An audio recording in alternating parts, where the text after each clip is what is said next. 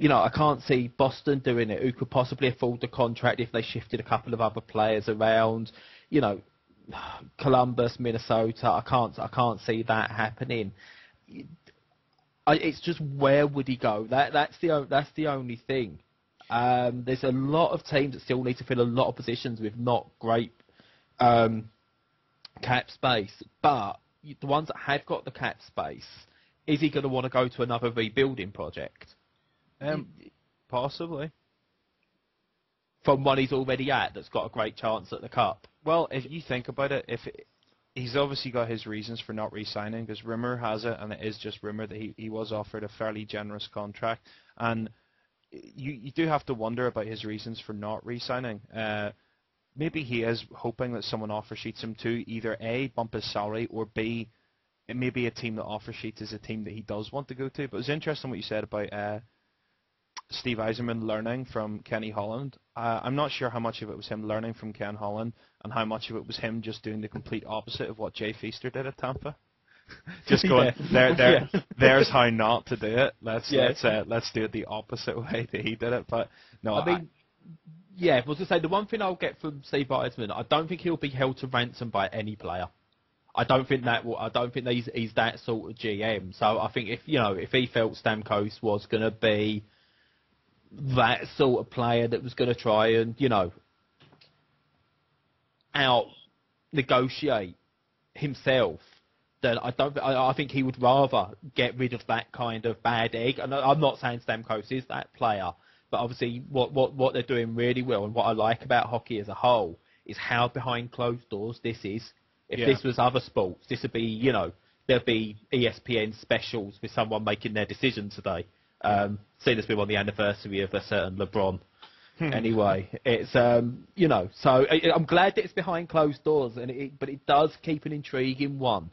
Will it be settled next week? Will it, how close are we going to get to the start of the season before it is settled? Well, just before we move on, do you think, which one of you thinks that, do you think they're both going to re-sign? Do you think that both Doughty and Stamkos are going to re-sign, or do you think one of them's on the move? I think Stamkos will stay in Tampa, and they will reach an agreement. I would think that they would reach the agreement quite soon. But with Doughty, he's the player that I would see moving on. I mean, Los Angeles, they haven't really inspired to be a cup contender, and I think Doughty might look to go to a team that has a chance of winning and perhaps even make a little bit more money on the side. Red Wings. Do you know what? I'll do a video podcast of our next episode if he comes to the Red Wings, and I'll do it naked. I would love him at Detroit, and he's a decent contract size as well. He would be. Well, I bet your contract size would be pretty decent if he joined your team. That was a terrible pun. I think that he's like a physical Nick Lidstrom the way he plays the game. I think he'd be a good fit there. But anyway, on to another defenseman. Keith Yandel signs a very, very reasonable $26.25 million deal to stay in Phoenix for 5 years. I say stay in Phoenix. What I mean is move to Hamilton next season. Yeah. Phoenix, it's great. They've actually got some players that are going to be there past in the next 2 years. If you're a fan of Phoenix now, that's some solace to take. But instead of a hometown discount, he's giving them a gypsy discount. You just roam about from town to town. To be fair, he's a player that deserves the contract. When you see some of the crazy stuff that's gone on last weekend, Keith Yandel, 5 years, $5.25 million a year. That's a player that deserves that. It's a decent length contract. I'm happy for him. Really happy for him to have got that. Yeah, I think he deserves it. I'm a big fan of Keith Yandel. Yeah, I would agree. He's going to be a good fit in Phoenix, and just on Phoenix in general, I think intriguing as it is, and Phoenix has been in the news a lot. For some reason, for the past couple of years, Phoenix has actually been able to put a winning product on the ice. So despite all the kind of Mickey taking and everything that goes on about Phoenix and how they should move to a different town and fold and be kind of wiped off and brushed under the carpet, it's still funny how they kind of keep winning games and making it into the playoffs. though having said that, they haven't made it past the first round yet, but still, they've actually made it to the postseason where everybody's kind of been laughing at them and gone, you ain't got a chance in hell. Yeah, well, I think that they have managed to do a lot better. They've overachieved, I think, for the roster, which is a good thing. But I just can't see them staying there because they're it's a bit like signing a player towards the end of his career to 1-year deals every year. You kind of like look, have we got another year here? Have we got another year? And it seems to be real back and forth between the owners. The fans seem not fickle, but I mean, you look at the way they turned up for that last match in Phoenix against Detroit.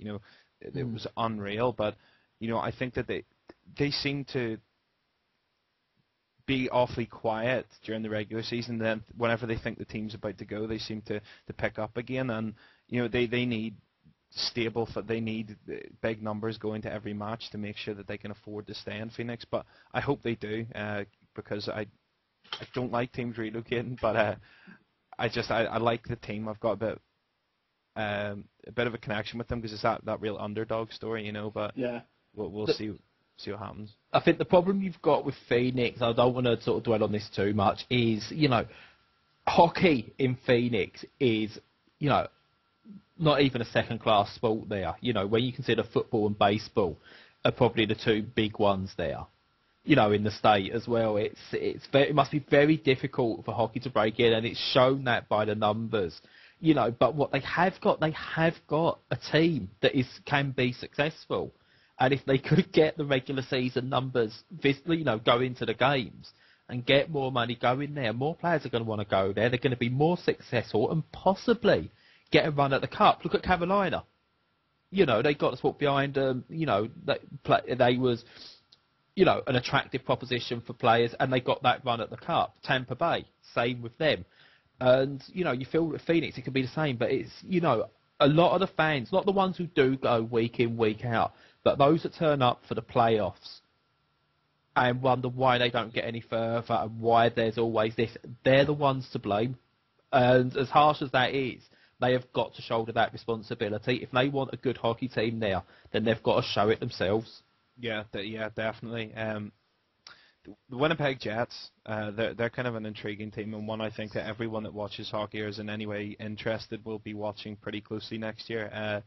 They've obviously just locked up Andrew Ladd for 5 years, which is a solid move for them. That's a player that they really needed to get locked up. He's obviously a very good goal scorer. He's got size. He's got scoring upside. He's a physical player. He's quite an all-rounder, but he's a solid winger, and I do really like him. But he's a player that I think was key to the Winnipeg Jets. Sort of, that's the start of them building that, not necessarily core, but they're starting to build the team that we're going to see ice in the Jets, and that's a solid move. Yeah, Andrew Ladd, when you watch him play, he's a leader on the ice, and that's the sort of person they need in. They've got him and Bufflin tied up until the end of 2015, 2016. You couldn't ask Van der Kane too. You've got Van der Kane for another year, I think. Yeah, I mean, but those two. I mean, when you consider you've got a defensive leader, you've got a forward leader signed up long term.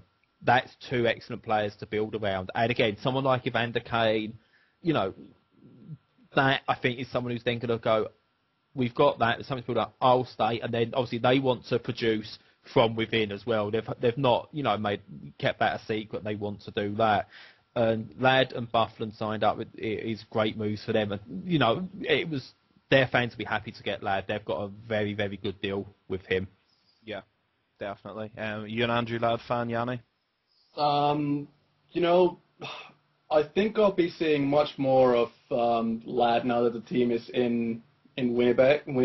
Atlanta was always kind of one of those teams that was off my radar, and whenever there was a game, I was like, oh yeah, Atlanta Thrashers, they have a team as well. But I think now that they're on kind of the East Coast and they're in a more profitable hockey market or a main hockey market, I think we'll be seeing a lot more of them. And I agree with you guys. Andrew Ladd was a key piece of the puzzle for the Jets in the off season. Yeah, definitely. I think that it signifies, not the commitment, but it's sort of this is happening, and it kind of help build that kind of suspense for the season.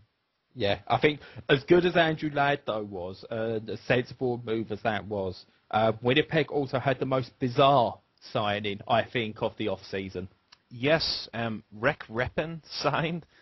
We joked, it was either last week or the week before, about where he'd gone. Obviously, Lord Lucan there. After he punched that fan in Minnesota, he kind of disappeared, and no one really knew what had happened. He left Vancouver. Didn't leave, but he was off with personal difficulties or family, whatever it was.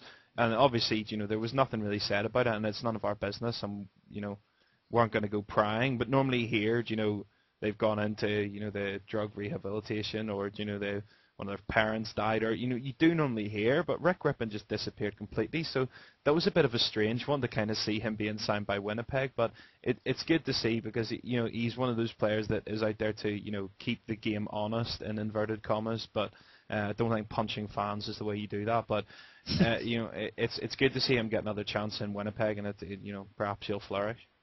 Yeah, I hope so. He was always a decent player. I mean, according to his stats at Cap Geek, he played in the AHL playoffs last year with the Manitoba Moose. So, personal reasons for not playing for Vancouver, but unless I'm reading this wrong, and obviously we totally missed it, he played 11 regular season games for Manitoba and 7 playoff games, which strikes me as a bit odd. He was down on the injured reserve list for personal reasons. It's a strange one. It's probably something that won't ever come out, because he's not such a big name that, the media are really going to care about it. But I'd love to know what was going on there. There's something, not fishy, that's probably the wrong way to put it, but there was something going on there. There has to have been. Yeah, I would have thought so. Have you heard anything about it at all, Janne, or did you hear anything about him with Vancouver at all? The only thing were just literally rumors. I mean, I kind of heard on the grapevine that he was assigned to Manitoba, but I personally think there might have been something to do with Vancouver wanting to kind of shift his cap space so they could bring in a couple of players for the playoff push. But it did strike me as odd the way he kind of completely disappeared from the map. But yeah, I am kind of happy for him that he has another chance with the Jets. But something what he did against the Wild, that's just something that will live with you for the rest of your career. Yeah. No matter what kind of player you turn into, you'll always see that on YouTube. And whenever you kind of make a mistake, fans will kind of dig that up. And I wouldn't be surprised if visiting teams really do daunt him for what he did. Yeah. The Bertuzzi effect, he still gets it wherever he goes.